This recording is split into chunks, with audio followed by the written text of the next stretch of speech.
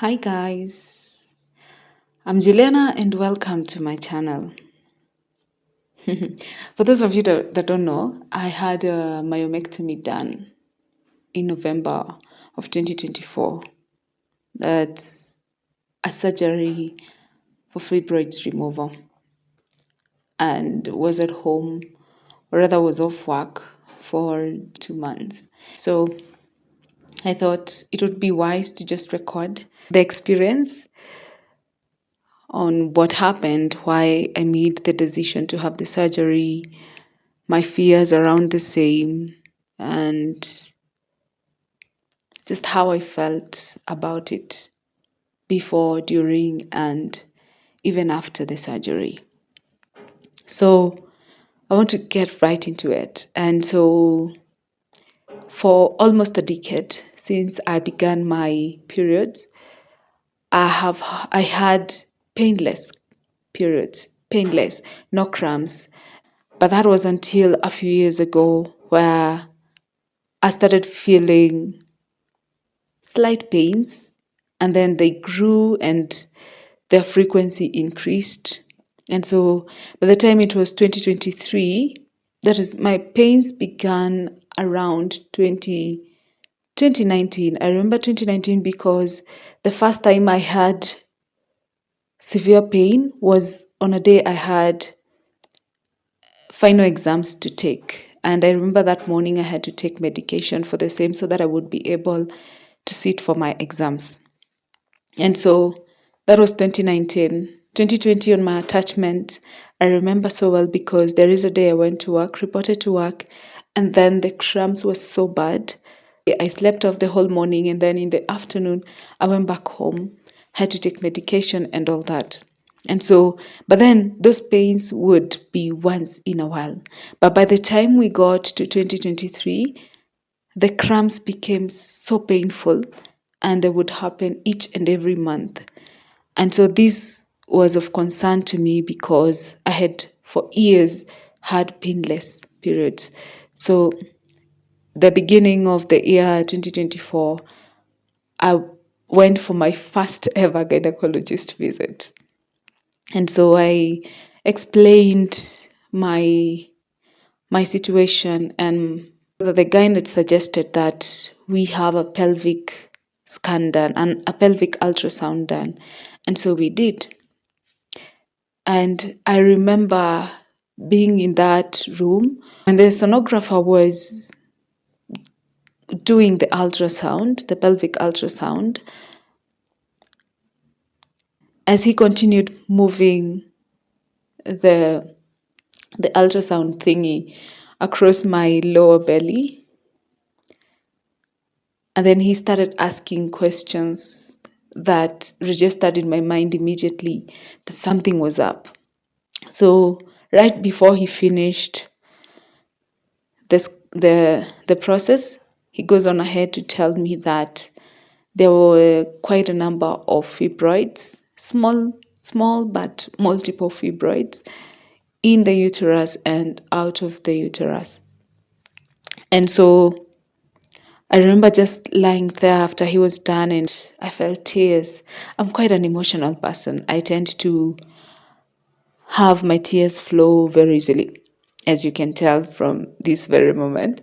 I remember tears just flowing. I was in kind of a shock. Then I stood up and adjusted my appearance and left the room to wait for the results so that I would then take them back to the gyna. So I do that, and all the way as I walk from the scanning lab to the gyna, my mind was not, I had so many questions. I remember one particular question I asked God, why me? I was so angry. I was so angry.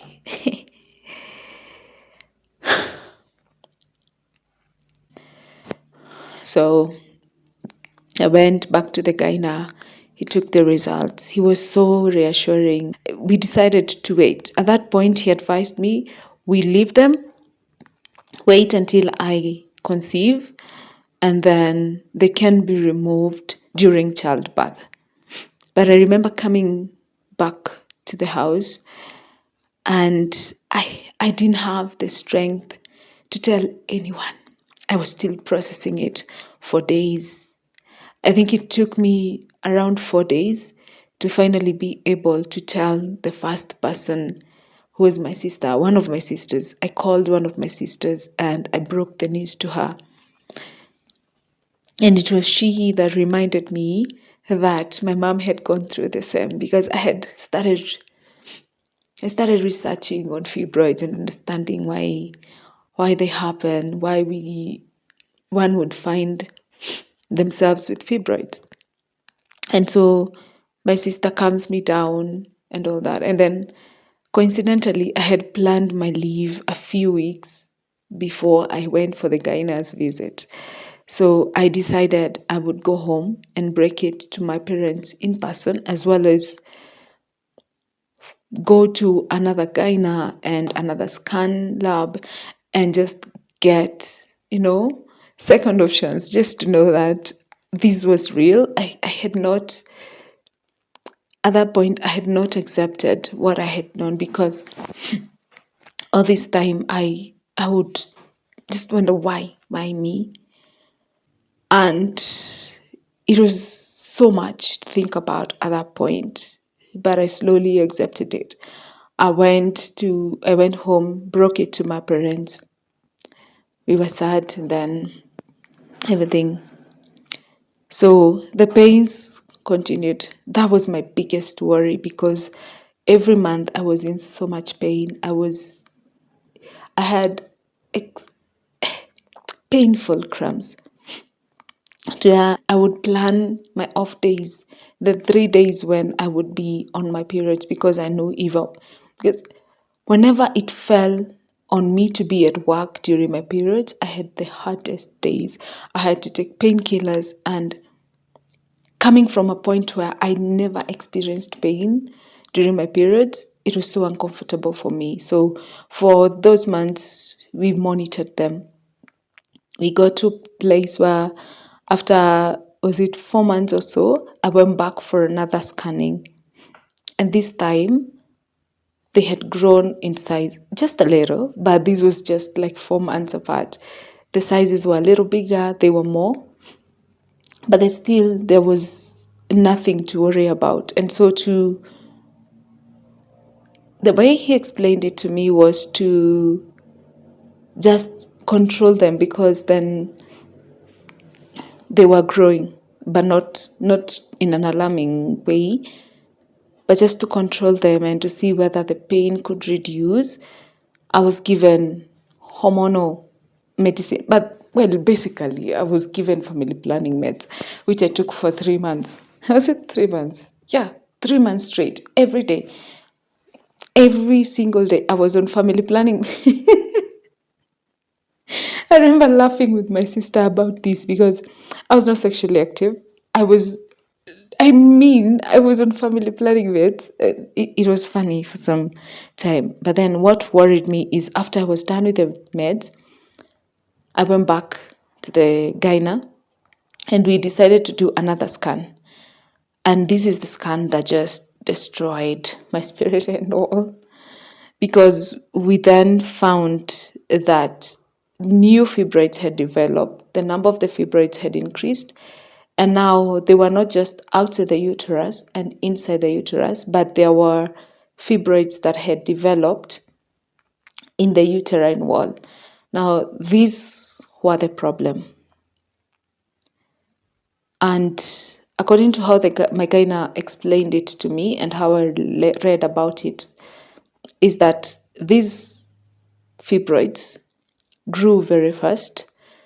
And two, because they were in the uterine muscle, it meant that if at all I ever got pregnant, the pregnancy would be painful and short. So that would mean that I would have short, painful pregnancy, which translated to being in pain and then miscarrying. So I wouldn't be able to carry a kid to term.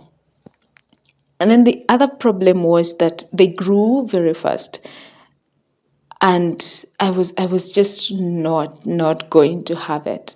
I remember sitting there with the guy now, and he told me the only option. He was like, I know we had decided to wait until you conceived, but you might not be able to carry the baby. And in me, I don't think I could survive a miscarriage. I know I can do all things through Christ who strengthens me. I know, I believe it. But miscarriage? I thought to myself, not if I can do something about it. And so I was sitting there and I didn't make a decision. We didn't. He just told me to go think about it. So I come home. So this was end of October. So I go home. I come home, and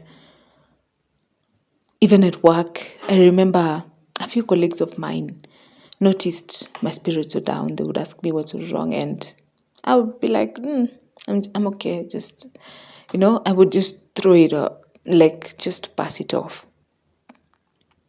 And a few days I spoke with my sisters.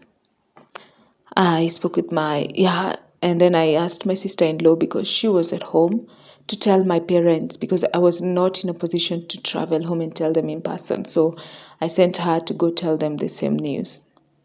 A lot happened at that moment. But a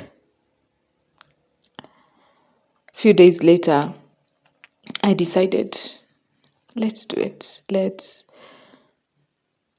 go on ahead, get the fibroids out. Because as much as surgery is a big thing, I want to be a mom. I want to be a mother of my own kid. So I decided to have the surgery done. And we planned a day. I let my family know and all that. And so here I was, getting ready for a surgery. But the biggest relief for me was I had a medical insurance at work. So that was one of the stresses that was completely alleviated from me. My insurance at work would cover my medical expenses. I was super grateful for that. We forget sometimes to be grateful for where we are and what we have, even in the midst of all these things that are happening. And if there's one thing I'm super, super grateful for, is the what medical insurance I have, because it covered everything. Well, except I had to pay cash for my bed, which would have been paid by NHIF, which is now SHA, or is it SHIF, or don't get me started on that, because just please, I'm getting angry just thinking about it. But while I had to pay cash on that, which in the scheme of things was light, let's talk about the surgery. The decision for the surgery was mainly made because I felt if I could do something, I needed to have it done. So the thought of a miscarriage for me was dreadful. I could not think about myself going through a miscarriage if there's something I can do to prevent that. So I made a decision out of my fear of miscarriage to have the myomectomy done. I'm okay with that, because up to this point, I pray to God that that never happens to me, because I don't know how I'll be able to survive and overcome that. So when the surgery was decided, the date was set, I had to let my team leaders at work, because I needed to apply for a sick leave. So I did that. And then I applied for the sick leave in the system. And that was it. I was off work. I actually just told two of my colleagues who were my close friends that I would not be there. Others knew when I was not there already. Others knew when I had already been admitted in hospital. I didn't tell them. I'd like to mention here that I'm one person who likes to keep my things, especially when it's a difficult thing. I tend to pull back and have it myself. And something I'm trying to work on and accept help, but I don't like burdening people. So the date was set. People knew about the surgery. We were preparing. So my prep was quite interesting because now I was talking with my parents and my sisters, and they made me aware of all these things that I would need. I went online, got on YouTube, looked at people's fibroids journeys and all that. So I I got to understand a few things that I really needed in the journey. One of them was dresses. I would need dresses. Now, what I do, I was always wearing trousers because I'll be in overalls and all that. So I didn't have dresses. I didn't have free flowing dresses and t-shirts and all that. So I had to start prepping for that. I remember when I went for my pre-authorization at the hospital, a day before I was admitted, I went to town to buy clothes, dresses and all that. Then there was the restocking of house supplies. I bought a new mattress because I had been thinking about buying a mattress, but at that point I knew that I would not be able to recuperate well with the mattress I had. It was one and all that. So I bought a new mattress.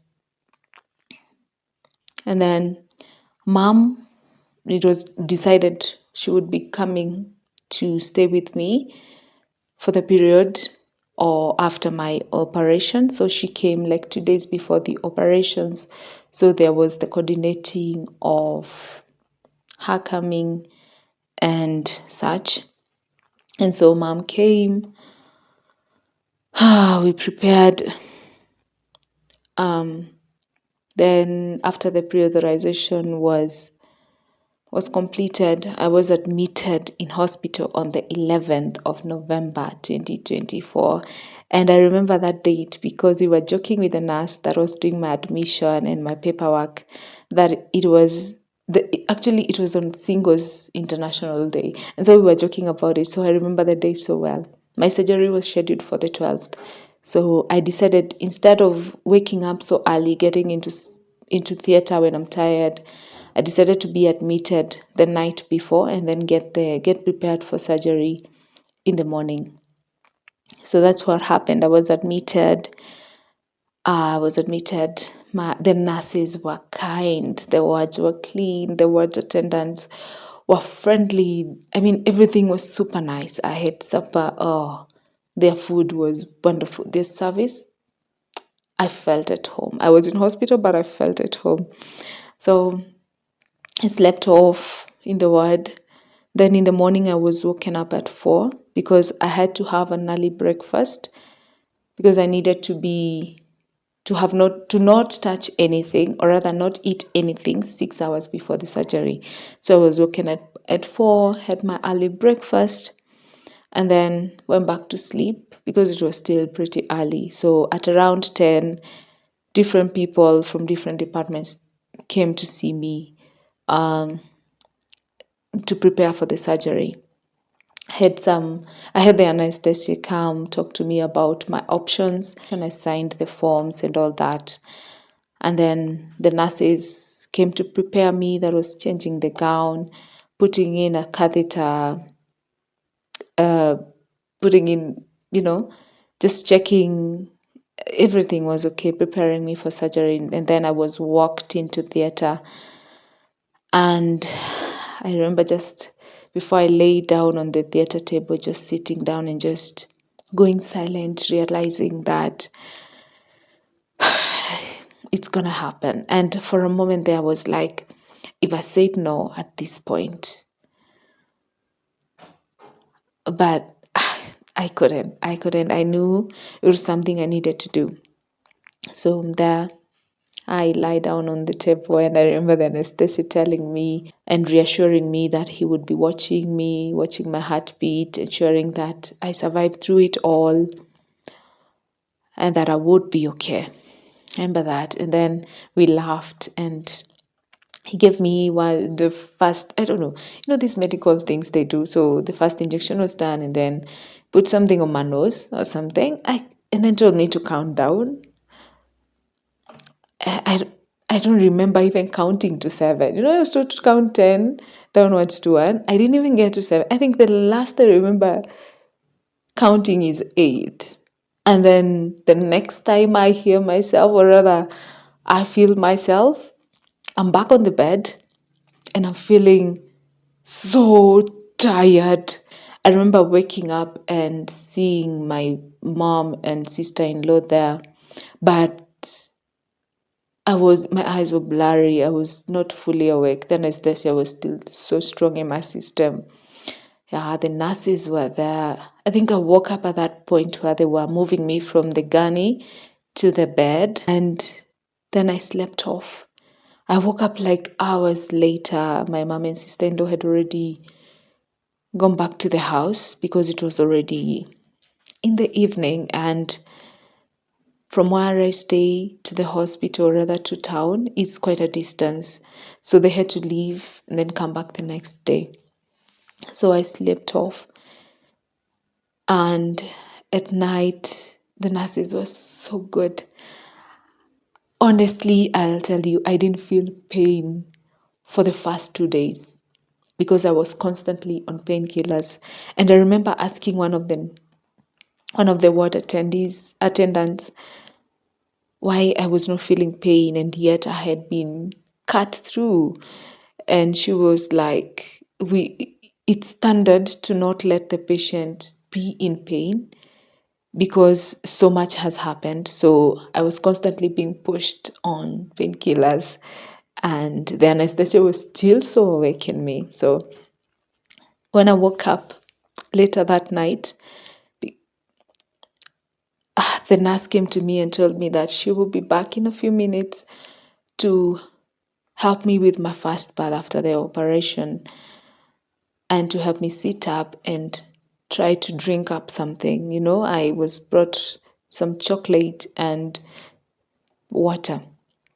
And I was like, what do you mean sit up?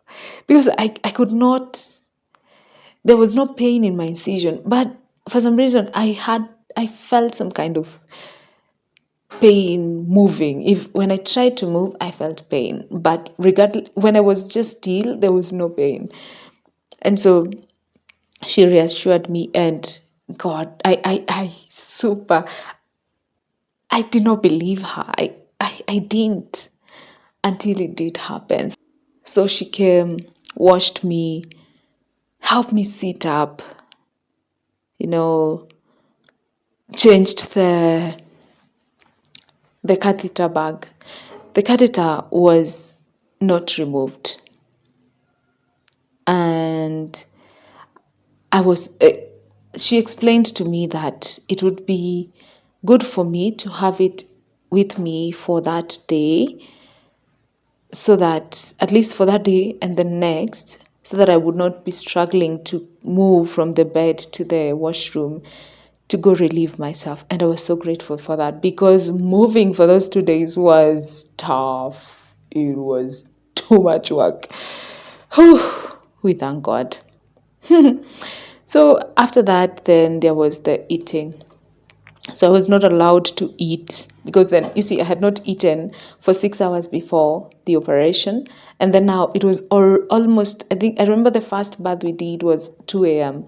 So that is about 22 hours since I last ate. So there was no way they were going to allow me to go direct into eating solid food. So I remember I had to sit down, drink a glass of water, and then drink cocoa. And then at that moment, you expect that when you eat, or rather just put something in your stomach, there is some energy that should buzz in your body. Whew! Big mistake. I drink water, have chocolate, and then I would feel tired. I would just go back to bed and sleep. And then she would come wake me up like an hour, 2 hours later.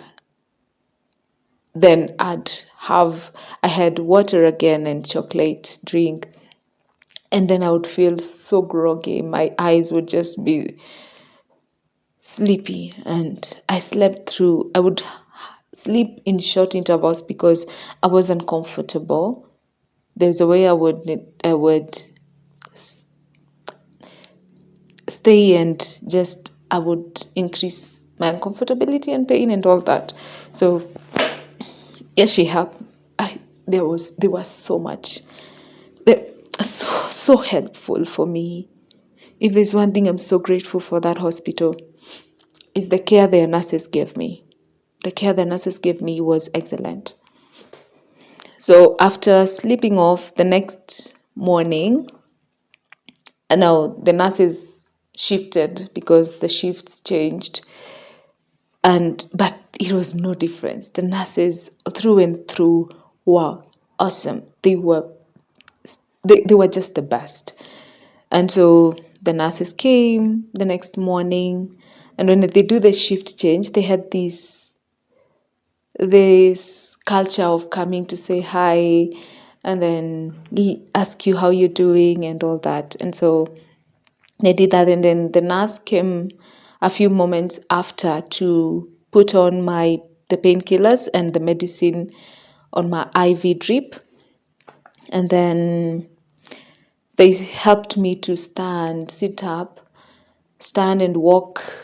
Just it was like walking 5 meters to the door of the ward and then back to my bed. And then I had, at this point, they had to force me. I was forced to sit down to have my first meal. And it was just interesting. So, yes, I had my first good, solid food. And then the moment I was done eating, I felt this tiredness come over me and I just slept. So I would later wake up and I had to ask because the doc came to see me later that day. I had to ask him what the issue was. Why is it that every time I put something in my mouth, I would get so tired?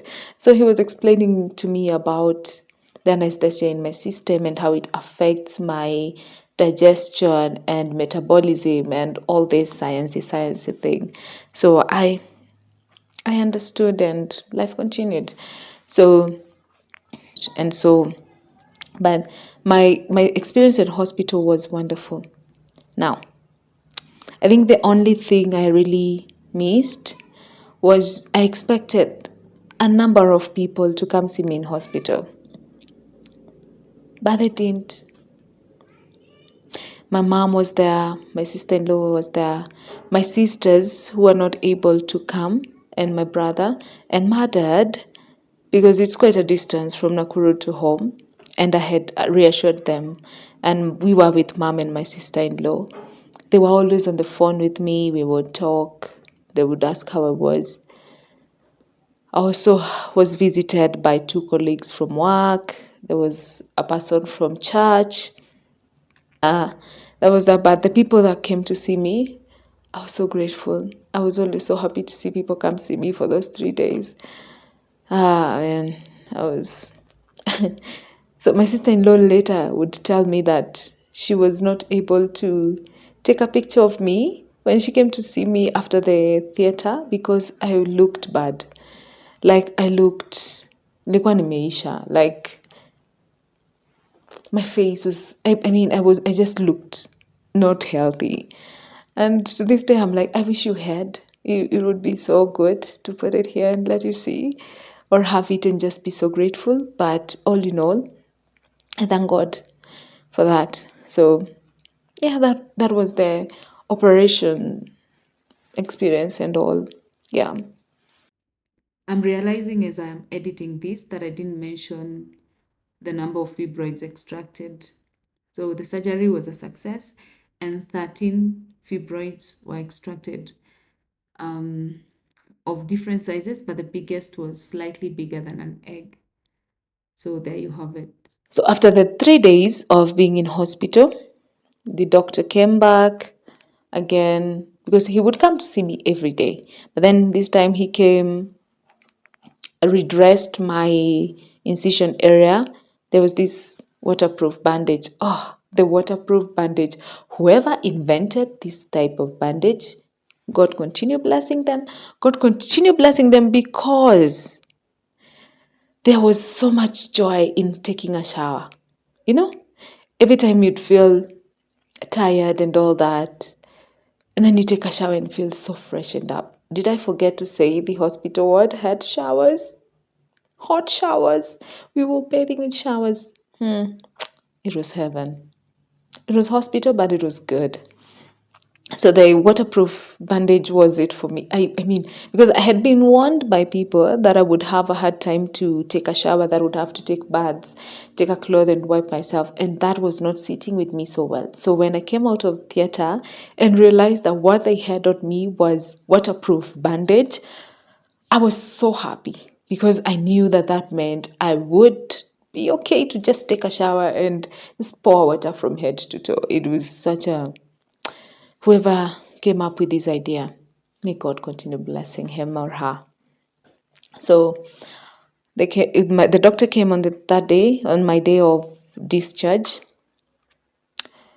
redressed my wound with a new bandage, and then filled up the discharge papers, and then I was discharged. So on discharge, I called a taxi, because I know the matatus that go to this place that I live in from Nakuru to where I stay, and they're not matatus that you just get in and have a smooth ride.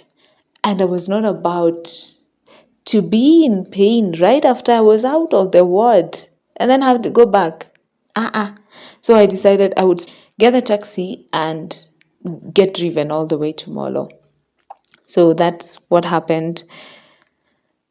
And then the biggest blessing I had is that mom was with me for the first month of my recovery. She was there. I remember coming from the hospital that day of the discharge. She was there. I was just seated in the ward. She would go around. She went to the hospital office to finish up discharge. All I had to do is go, put in my thumb, print, and to clear the bill. And that was it. So we came back home. My mom was so dedicated. My mom cooked for me tea in the morning, porridge. There was always warm food. I mean, my mom allowed me to rest. My mom washed my clothes. My mom would prepare my bath. My mom was there. All these years, I have seen my mom dedicate herself to serving people in different capacities. When they're sick, when they need help, she has always been there for people. But I had never been in a situation where it would call upon her to come and dedicate her service to me. Until this point, she was so dedicated. She would do everything. I think for me, my highlight for this experience was having my mom around. When I look and think back, I know if my mom was not here with me, I wouldn't have survived. I wouldn't. But she was my family. Even though they were not in a position or were not able to come to Molo to see me, they were always on the phone asking me how I was doing every day. They were there for me. They supported me, not just socially, not just emotionally, but even financially. They were there for me. My other highlight was knowing that people from work cared about me. I had my colleagues visit me in the house. That was another blessing, to have colleagues that cared about me. I felt cared for by people at work. The people expected to come to see me that didn't. They didn't even call and all that, but I was reminded that you must not assume that just because you're close at work with your colleagues, that your colleagues are your friends. It's a lie. Not all your colleagues are your friends. Some are just colleagues. You're good colleagues and you're good friends at work. So there are colleagues that came to see me, came saw me, brought me fruits. I always had fresh fruits in the house. We'd eat with mom. I felt so cared for. But then I had these two friends from work. These are my friends. I've been with them since the previous place we were. Then we came here together. They would see me every other time. Those ones visited me they would come multiple times every week. And it felt so good to have colleagues support you. And then my landlady waived off my rent until I was feeling better. And man, these are small things that happen that touch someone in very big ways. So in all this, I was still recovering. My mom was so keen on the things I was doing, on how I was sleeping, on whether I was feeling pain. And I remember that we had a scare once, because there is a night because after I was discharged, I was asked to go back after 2 weeks. So instead of the following week, because I was discharged, was it on a Friday or Saturday? I was to go not the following week, but the next week. But there was a night where I was in so much pain. My pain medications had run out. And my mom was like, no, call the doctor and tell him that you'll be going back tomorrow. So I did that. I went back and we did a test. I had an infection. I was given medicine and more painkillers. But from there, the recovery period was easy until up to around later, where some kind of pain happened, and all I had to do was WhatsApp or call my doctor, and he would schedule a day. I'd see him and all would be well. So the reviews and checkups were easy. The doctor was available. The insurance covered it all. When I tell you that now I know the most valuable thing I could ever have outside my salary is my medical insurance, I'm saying it from a point of understanding the impact it had on me. I'm sold out to medical insurance. I was joking, or rather, I was telling a friend that if I ever decide that where I work, I want to move from where I work, the first thing I consider is medical insurance. If the company I go to does not offer medical insurance, then the next question will be, will I be able to afford medical insurance with whatever they're paying me? And so my recovery has been good. I thank God. I have learned so much about myself. I've learned so much about how I think through things. I've learned so much about my fears. I've learned so much. I have learned so much about myself in this season. And even though I was not able to do everything I thought I would in those 2 months of sick leave, I was able to rest. I did nothing productive, really. I watched Bones from season 5 to season 12. I rewatched it. I watched many movies. I read romance novels. I was totally entertained in my rest. Then, a month into recovery, I thought I've been wanting to,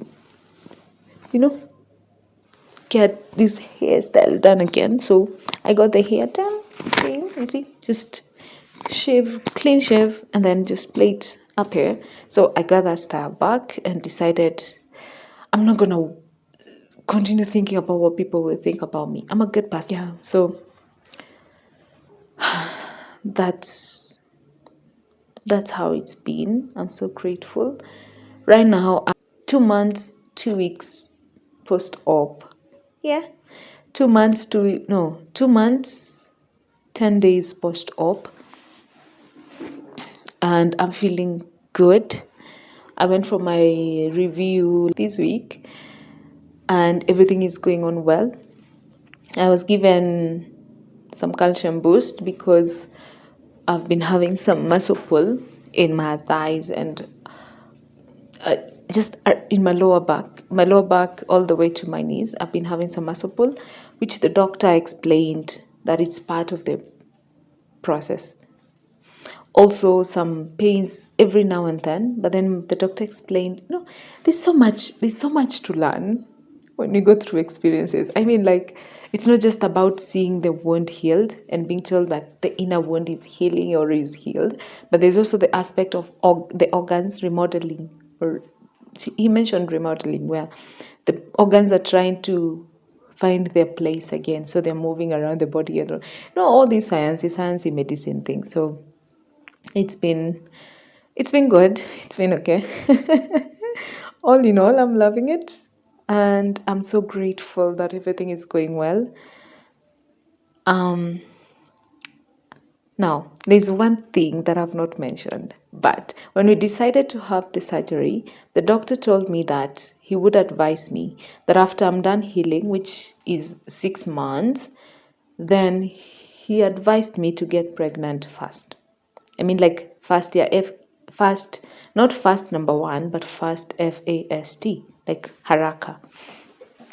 The reason being, fibroids have a tendency of growing back. And so getting pregnant, or rather conceiving, will allow the uterus to rest. And so it's just so much sciencey thing, but you get the gist.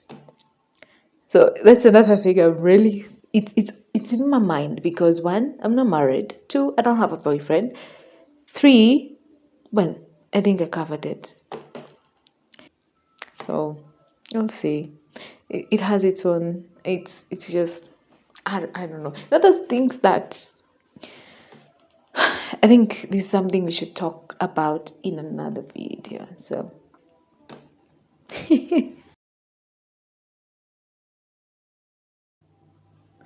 so I went back to work. It's been 2 weeks since I went back to work, and it's been good 2 weeks. So how has it been going back to work? It's been wonderful, but I'm also continuing to learn so much about myself. On top of not liking other people to carry my burden, I don't like to be seen as weak.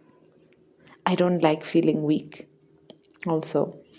And with my condition right now in recovery and the kind of surgery I had, there are things I used to allow myself to do before I had the surgery that right now, if I did, I would be putting myself in more risk. So I can't. So it's been a lot of learning that it's okay to ask for help.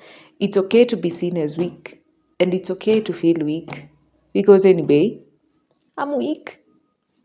There's not there's no round about it. I am weak at this moment. There are things I won't be able to do, and there are things I'm expected not to try to do. And so it's okay.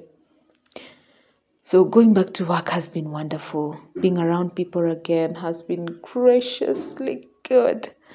I missed being around people. So it's been a good thing. I don't know. I don't know what else to say around the same issue. Now, the biggest change that I have had to had is now I go to work in dresses. I tried wearing a longi on the first day I resumed work, and it was so uncomfortable. It caused me so much uncomfortability. I felt some pain because the longi would every other time move to my incision because of the location of my incision. So it's, if I wear a longi, it's a tight, and it's so I've just been going to work in dresses. It's a totally new experience. I mean, there's so many things I can do. And then I'm having to take longer routes because bending so much is just causing me some uncomfort. I can just pass across pipes and all that. So I have to take, I mean, it's a lot of it, but I'm loving being around, being able to do more, being able to move around, being around people especially. So it's been a good 2 weeks. I'm loving it. And everyone at work is so understanding. I'm so blessed to have an understanding colleagues. I'm just so grateful. If there's anything I've learned in this season, is to be grateful for everything. So to be so grateful for everything. And I'm so grateful. I'm so grateful for the place I work. I'm so grateful for the people I work with. I'm so grateful for whatever my work gives me. I'm so grateful for the insurance. I'm so grateful for my friends. I'm so very grateful for my family.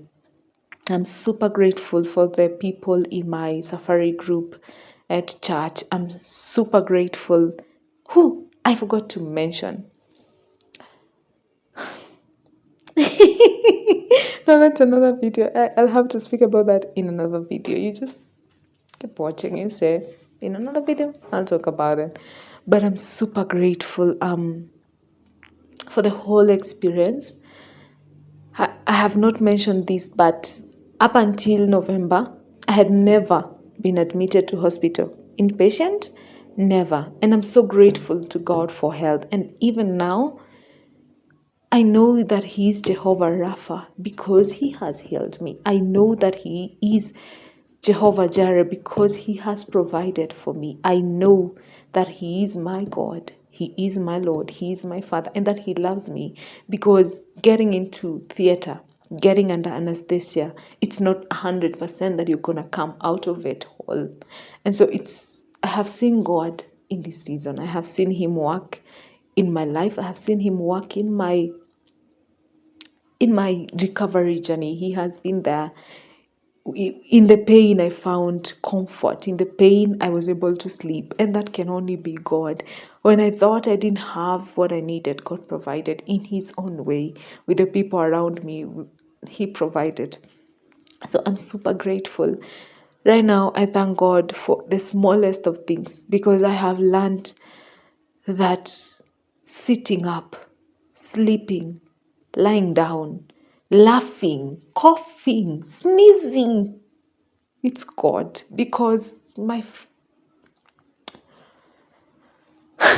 the first month, I could not cough. I could not laugh. And those that know me, they'll know that I love laughing. If I'm in shock, I laugh. If I don't know what to say, I laugh. I mean, laughing is my escape route. And so for that month, I would not laugh. And then for the second month, I would laugh, but I had to hold my stomach. Like, laughing is such a small thing we take for granted, but just being able to do it, I'm super grateful and so thankful to God that right now I can laugh, I can sneeze. You know, like right now, I'm not afraid of getting constipation because, anyway, let's leave it there. But in everything right now, I'm super grateful. I'm thanking God for the smallest of things because I have seen how significant the small things are. I'm just super grateful. Yeah, it's been a long video. It had to be long. I'm so grateful I have recorded this finally. I would like to thank everyone that was there for me. Those of you that didn't know I was going through this, I'm sorry that I didn't let you know. I'm sorry. I'm so sorry. But I'm learning to ask for help. I'm learning to let people know of my troubles. I'm so sorry that you didn't know that you were in the dark.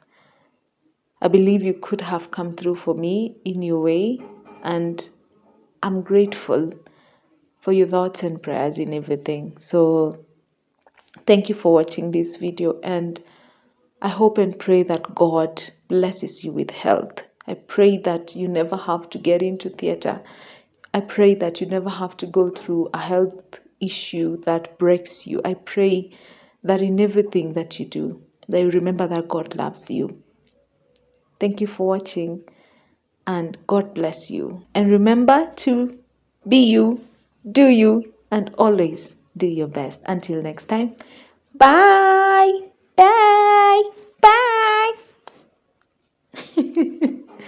Oh man, I missed this. Huh?